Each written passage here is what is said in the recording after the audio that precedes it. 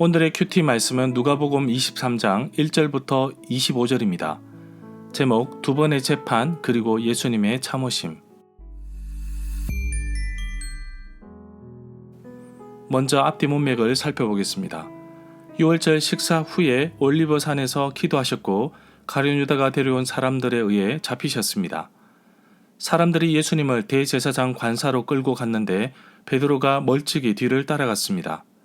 그런데 그 자리에서 베드로를 알아본 사람들이 베드로의 정체에 대해서 묻자 베드로는 3번이나 예수님을 모른다고 부인하였습니다. 세 번째 예수님을 모른다고 말하고 있을 때 닭이 울었습니다. 그때 예수님께서 돌아서서 베드로를 쳐다보았습니다. 그때 베드로는 예수님께서 오늘 닭이 울기 전에 내가 나를 3번이나 모른다고 부인할 것이다 라고 하신 말씀이 기억나서 밖으로 나가 통곡하며 울었습니다. 예수님을 지키던 사람들은 예수님을 모욕하였고 종교 지도자들은 예수님을 신성모독과 성전모독죄로 고소하였습니다. 빌라도가 예수님께 질문하는 장면은 마태복음 27장, 마가복음 15장, 누가복음 23장, 요한복음 18장에 나옵니다. 헤롯 앞에서 재판을 받으시는 장면은 오직 누가복음 23장 8절부터 12절에만 나옵니다. 예수님을 붙잡아 대제사장 관사로 끌고 갔습니다. 베드로도 멀찍이 뒤따라갔지만 예수님을 3번 부인하고 맙니다. 예수님을 지키던 사람들이 예수님을 모욕까지 하였습니다. 사람들이 예수님을 빌라도 앞에 끌고 갑니다. 산헤드린 공회에서 예수님을 신문하였지만 사형 선고는 로마 총독인 빌라도에게 있기 때문에 빌라도는 예수님에게서 죄를 찾지 못하였습니다. 빌라도는 예수님을 분봉왕 헤롯 안디바에게 보냅니다. 헤롯도 예수님에 대해서 관심은 많았지만 종교 지도자들은 여전히 예수님을 죽일 기회를 엿보고 있었습니다. 예수님은 또다시 빌라도 앞에 섰습니다. 빌라도는 예수님에게서 어떠한 죄도 찾지 못하였는데 사람들의 거센 항의 때문에 죄 없으신 예수님을 십자가로 보내버립니다. 빌라도는 예수님께서 죄가 없다는 사실을 알고 당시 6월절에 죄수를 풀어주는 관례대로 예수님을 풀어주려고 하였지만 군중들은 예수님을 십자가에 못 박으라고 거세게 몰아붙였습니다. 그 대신 바라바를 풀어주라고 요구합니다. 결국 빌라도는 죄 없으신 예수님을 십자가로 보내고 폭동을 일으키고 살인하였던 바라바는 풀려납니다. 예수님께서 사형 선고를 받으시는 본문은 마태복음 27장, 마가복음 15장, 누가복음 23장, 요한복음 18장, 19장에 나옵니다. 문단을 나눠보겠습니다. 1절부터 7절은 빌라도의 재판, 8절부터 12절은 헤롯 앞에서의 재판을 받으심, 13절부터 17절은 백성에게 타협당해 예수님을 십자가에 못 박히게 넘기는 빌라도, 18절부터 25절은 백성의 요구에 굴복해버린 빌라도. 1절에 보면 무리가 일어나서 예수님을 빌라도 앞으로 끌고 갔습니다. 여기에서 빌라도에 대해서 알아보겠습니다. AD 26년에서 36년 사이에 유대, 사마리아, 이두메를 다스리는 총독으로 로마 황제의 임명을 받았습니다. 2절에 보면 그리고 예수님을 고소하여 말하기를 이 사람이 우리 백성들을 미혹시키고 가이사에게 세금을 바치는 것을 못하게 하였으며 자기가 그리스도 곧 왕이라고 주장합니다. 실제로 예수님께서 세금을 내지 말라고 직접 말한 적은 없습니다. 그리고 빌라도 역시 예수님의 죄가 없다고 3번이나 말합니다. 결국 사람들이 예수님을 고소한 내용은 억지입니다. 3절에 보면 빌라도가 예수님께 물었습니다. 당신이 유대인의 왕이요? 예수님께서 대답하셨습니다. 당신이 한 말 그대로라. 이 구절에서 내 말이 옳도다 라고 하였는데 예수님의 이러한 답변은 산헤드린 공회 앞에서도 그렇게 답변하셨습니다. 이 구절에서의 말씀을 참고할 만한 본문은 마가복음 15장 2절입니다. 빌라도는 자기 편에서 고소라는 의미에서 예수님에게 유죄 사실이 될 만한 것을 발견하지 못합니다. 이것은 로마의 관리들 측에서 예수님께 내린 3차례의 무죄 증명 중에서 첫 번째에 해당된다고 봅니다. 4절에 보면 빌라도가 대제사장들과 사람들에게 말하기를 나는 이 사람에게서 아무 죄도 찾지 못하였다고 하였습니다.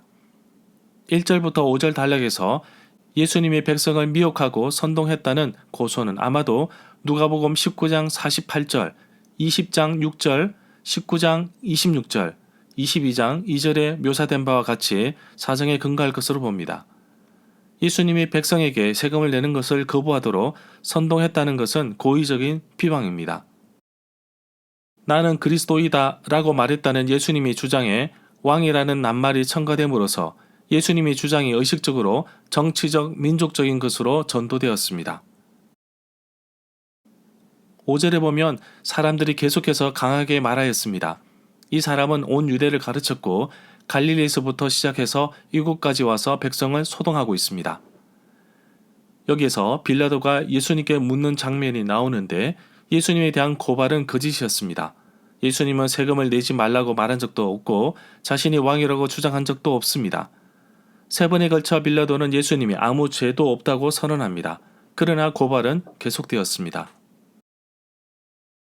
여기에서 헤롯 앞에 서시는데 헤롯 안디바는 예수님을 보고 싶어 했던 것에 대해서는 누가복음 9장 9절과 13장 31절에 기록이 나옵니다. 누가만이 예수님께서 헤롯 앞에 섰던 것을 보도하고 있습니다.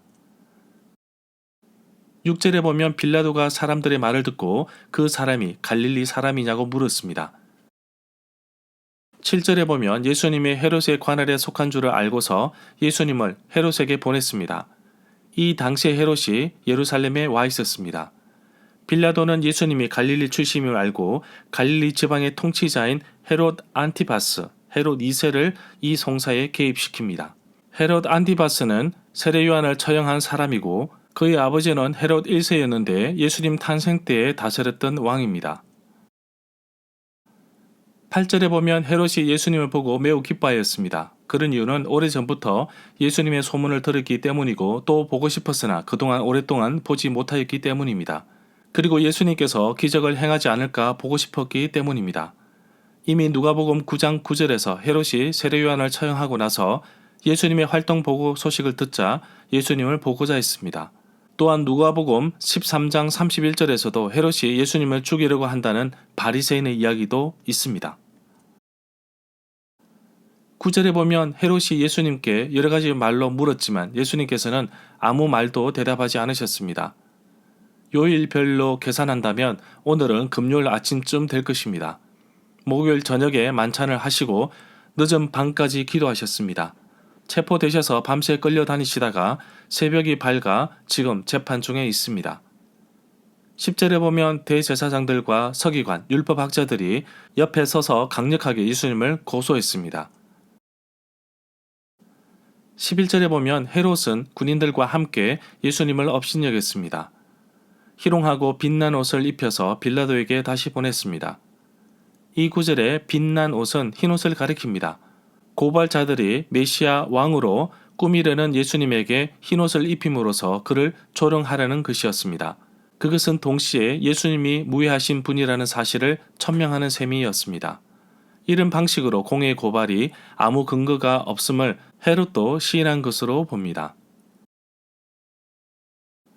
12절에 보면 헤롯과 빌라도가 예전에는 원수였는데 오늘은 친구가 되었습니다. 이 구절에서 전에 원수였으나 라고 하였는데 아마도 누가복음 13장 1절에 기록된 사건 때문일 것으로 봅니다. 그때 마침 두 사람이 와서 빌라도가 어떤 갈릴리 사람의 피를 그들의 제물에 섞은 일로 예수께 아뢰되 누가복음 13장 1절 말씀입니다. 이 일을 계기로 헤롯과 빌라도가 친구가 되었다는 보도 속에는 다음 두 가지의 의미가 전면에 나와 있습니다. 즉 그들은 서로 존경했다는 것과 이 사건의 판결에 의견이 일치한다는 것입니다. 그러나 누가가 볼 때 이 두 사람을 서로 결속시켜 주는 것은 훨씬 더 깊은 데 근거를 두었을 것입니다. 즉 그들은 예수님과 예수님의 본래 주장을 멸시하는 일에 일치했던 것입니다. 13절에 보면 빌라도가 대제사장들과 관리들, 지도자들과 백성들을 불러 모았습니다.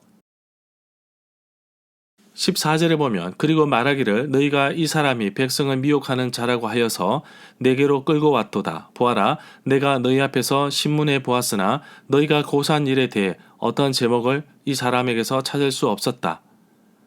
14절의 내용은 예수님을 고소한 내용입니다. 14절에서 빌라도는 고소한 증거를 찾지 못하였고 그 효력도 없다고 하였으며 15절에서 헤롯 역시 동일하게 잘못을 찾지 못하였다고 기록하고 있습니다.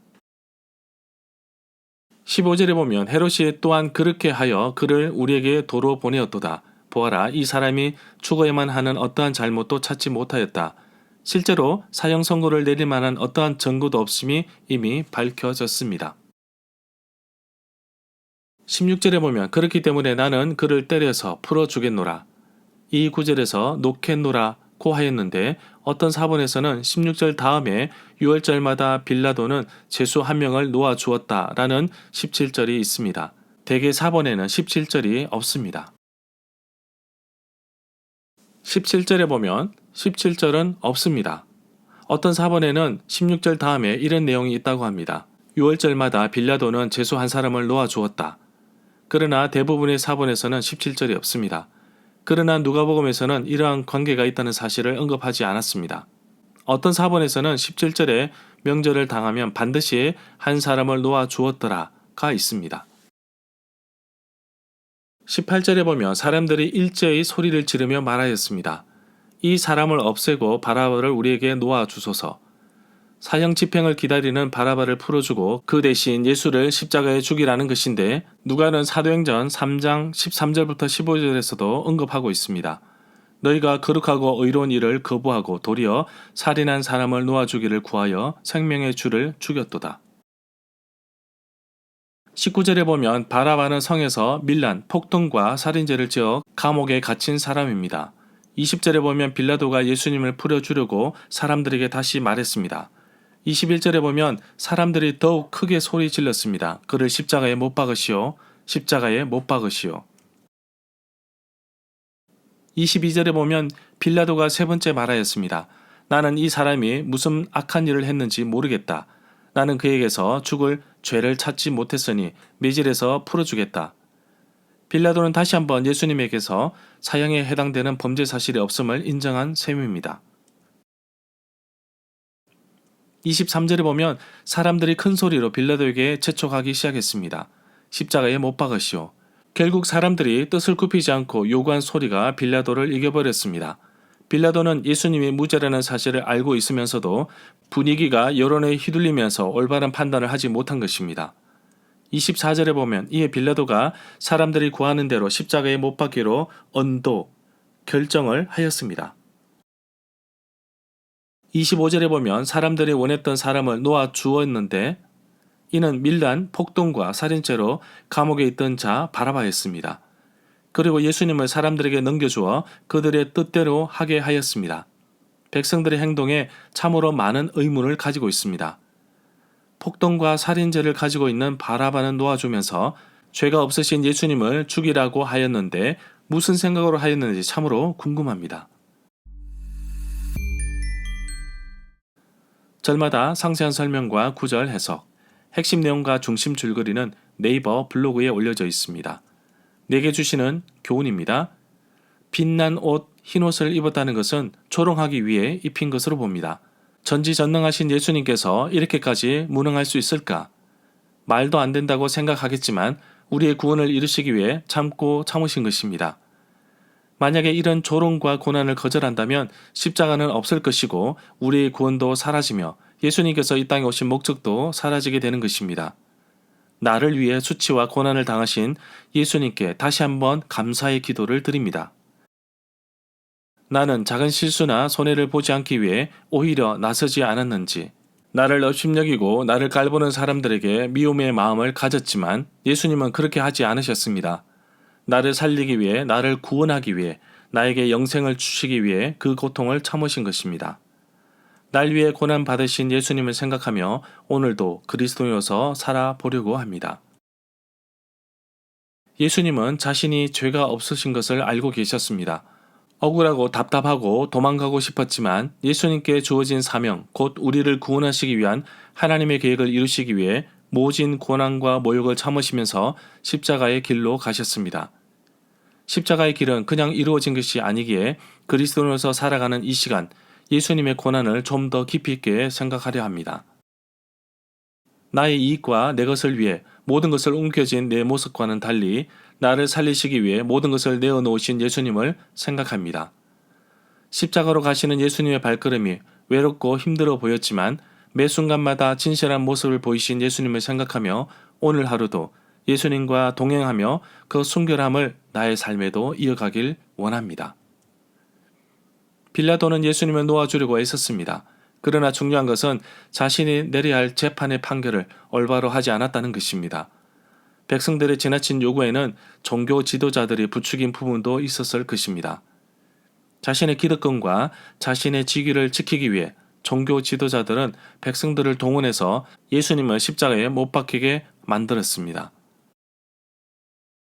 아무런 죄가 없으신 예수님을 사형수 바라바와 바꿀 만큼 살인자 바라바는 중요한 사람이었을까요? 바라바는 예수님 때문에 죽을 형틀에서 벗어났지만 그가 이후 어떤 삶을 살았는지 기록되어 있지는 않습니다. 우리 역시 바라바처럼 죄로 얼룩진 사람입니다. 예수님의 죽으심으로 인해 우리는 죄에서 자유함을 얻었지만 소식도 없이 사라진 사람이진 않습니까? 예수님의 죽으심으로 인해 내가 자유함을 얻고 죄 용서함을 받았다면 이후 평생을 감사함으로 살아야 되지 않겠습니까? 나를 살리시기 위해 예수님은 사형 판결을 순수히 받아들이신 것입니다.